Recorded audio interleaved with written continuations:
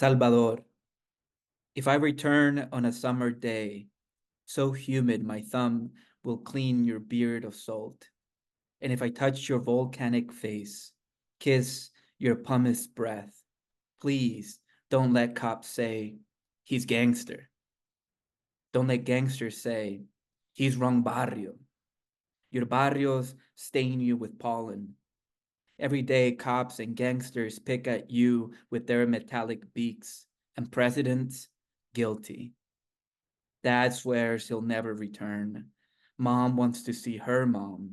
And in the news, black bags, more and more of us leave. Parents say, don't go. You have tattoos. It's the law. You don't know what law means there. But what do they know? We don't have green cards. Grandparents say, nothing happens here. Cousin says, here, it's worse. Don't come. You could be stupid Salvador. You see our black bags, our empty homes, our fear to say, the war has never stopped. And still you lie and say, I'm fine, I'm fine. But if I don't brush abuelita's hair, wash her pots and pans, I cry. Tonight, how I wish you made it easier to love you, Salvador. Make it easier to never have to risk our lives. I wrote it perhaps when I was 22. DACA had just passed. I wasn't a DACA recipient, I had TPS. But with TPS, I had just applied for an advanced parole, and that got denied. And so I just needed to take that anger of my inability to travel outside of the United States to return to see my grandparents. I needed to channel it somewhere. And it was 2012. And so Salvadorans were beginning to take over all of the headlines. And every headline was about how dangerous it was and about all the gangs there. And so I also wanted to get across this feeling of not truly knowing whether to trust the headlines, to trust my family who lives there. And so it's also about misinformation. And in 2024, there's still that distance or dichotomy, whether what's reported outside of El Salvador and what those who live there every single day of their lives tell you. So there's also, I wanted to capture some aspect of that. I think for a lot of the time, the years that I couldn't go back to my country, I almost idealized it. And it was very difficult for me to even critique it. And when I wrote this poem, I hadn't returned. And eventually, after 19 years, I do return. And I think I did capture this disillusionment of there's a reason why people keep leaving. And it's because every administration that we've had has been terrible. And so you want to love the beauty of this country, the nature and everything. But then there's a different element of who is controlling this beautiful place.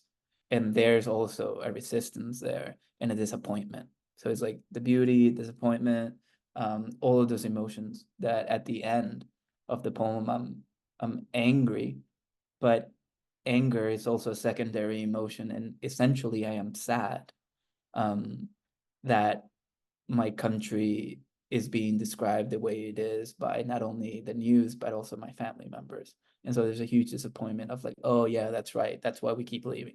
In my 20s, I would have said that I am Salvadoran and therefore I am part of the country. At 34, I would say that I am a native of Cuscatan. And because I am a native of that land, I am also part of that land. And in my 20s, how the poem is written, I did want to get that across, that I heard of others who are in El Salvador and there's a denial of that hurt by El Salvador, meaning also by the speaker, Javier Zamora, me, and other Salvadorans who are denying what's going on because we're allowing it to happen. And also the government, who is the country and is only a representation of the modern day statehood, or nation statehood, but it's not necessarily the land. And so all of those things are occurring. And I guess another term for this would be citizenship. I am writing this from a different country in which I still do not have citizenship. I am a citizen still of El Salvador, but I've never voted in any of those elections. I have never voted in any election in the United States. And so what power does the speaker have? What power does the land have? And I think in the poem, I wanted to give the land a voice. I think in the global South, not only Latin America. I know this is an anthology called Latino Poetry, but I think what attaches this hemisphere to, let's say, other continents of, let's use the word, of the oppressed of the global South, is that if you are truly writing honestly, you're writing for a reason. And that reason is to critique the structures of power. In our present day, I would say that the biggest structure that we have to fight is the idea of nations. And then what follows from that would be, racism, patriarchy, etc., all these structures of power. But to me, what holds all of that is critiquing the nation state. And as a poet in the global South, it is our duty to critique and to call out and to say it plainly and honestly in order to spark conversations. In El Salvador, a fifth of our population fled from 1980 to 1992 because we didn't have that freedom of critique. A lot of our poets were murdered. A lot of our students were murdered or disappeared. And my parents are part of that generation. When I began to write, they were afraid that I chose poetry because to them, a poet runs the risk of being not only exiled, but also executed, murdered.